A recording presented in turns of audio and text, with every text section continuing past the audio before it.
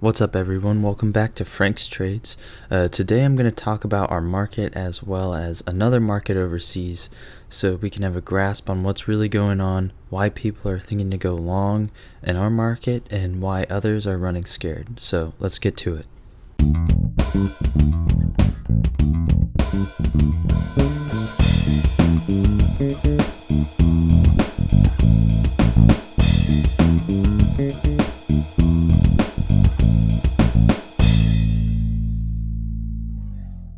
First, I'd like to talk about China. If you've been reading the news for the past 5 months, the Chinese have been protesting the government for more westernized representation. They are looking to be more democratic and have turned the Chinese economy upside down into a recession. And weak consumer spending in China doesn't mean it'll stop there. It's going to cause other countries to hurt too, like us.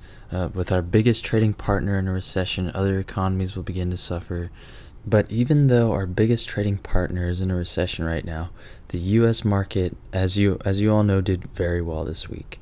The S&P and Nasdaq touched record highs as earnings propelled us into this level.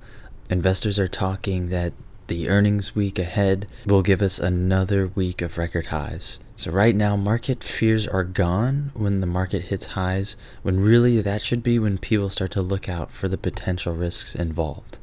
Another thing that got me is that the Fed cut rates for the third time in a row this year. Now, I know cutting rates makes borrowing money easier, which stimulates consumption and increases investing, but we can only cut so much before we get to zero. And the problem with cutting rates now to fuel a bull run doesn't mean it's something we should do. Because if we don't necessarily need it, what are we going to do when we actually are in trouble? If the market were to recede when interest rates are close to zero, then what can we do about that? You can't cut rates anymore because they're already so low.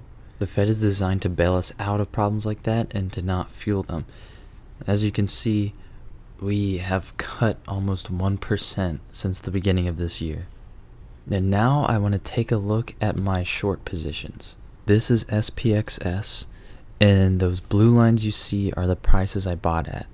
And even still, we're not seeing overbought on the S&P. That means there's not going to be an overbought level here on the SPXS because it's the inverse ETF of the SPX. But my confidence in this market has been pretty low, so I entered in early, and I'm taking very small positions.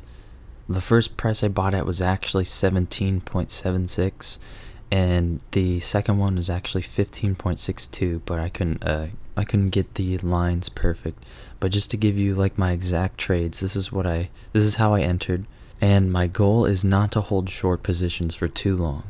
And now I'm going to show you something I'm not in yet that I was previously in and made a small profit, but I'm looking to go long on it again. And here is TVIX, or TVIX, the VIX leveraged by 2. Touching right at 30 on the RSI, and I'm planning to go long very soon. So because it is leveraged by 2, it will have a higher volatility, so remember to be extremely careful if you want to follow these trades that I'm in. But I just want to warn you that these can be risky trades, so do not over leverage yourself. As in, I don't want you putting all your money into this stuff. These are just small positions with high leverage, so you can still make a good profit, but you don't want to risk it all. But anyways, that is it for this video. Thank you guys for watching. I hope it wasn't too long. Before I go, I want to end this video by saying this.